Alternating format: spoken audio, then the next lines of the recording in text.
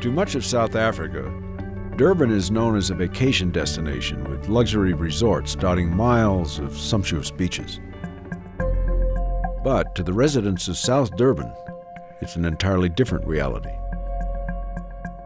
The poor neighborhoods there are surrounded by chemical plants and oil refineries that are known as Cancer Valley.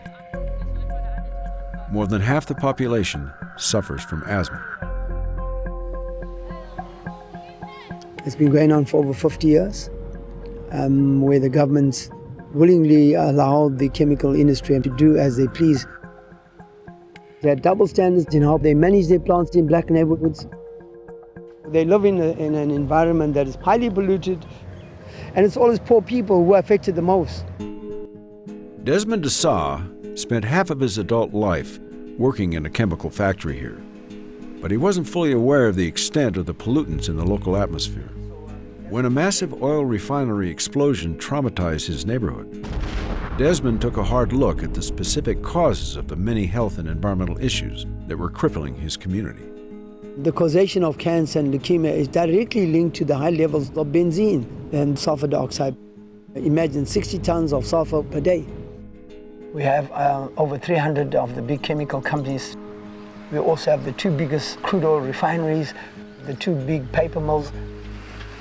All the waste was dumped here to Bulbul. At a time when the environmentally irresponsible company Wasteman was attempting to expand the Bulbul toxic dump site, Desmond and his emerging organization were gathering strength in their effort to shut it down. This landfill site had a huge gas plume. Schools were affected, children were hospitalized.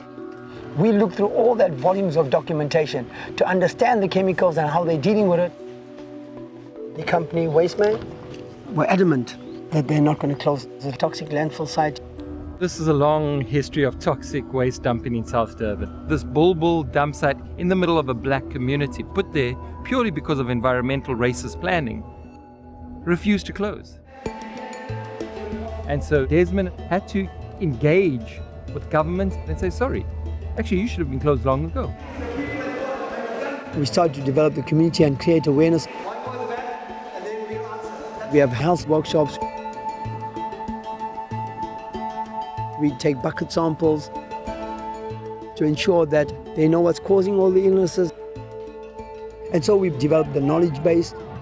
We have agitated, we have lobbied. We were able, for the first time in the history of this country, to get the industry bosses to be held accountable for their actions. In November of 2011, thanks to the efforts of Desmond and the South Durban Community Alliance, Wasteman Corporation was forced to shut down the Bulbul waste site, thus eliminating one of the most toxic dump sites in Africa. People said you'll never close down Wasteman, it's going to go on forever, government is on their side.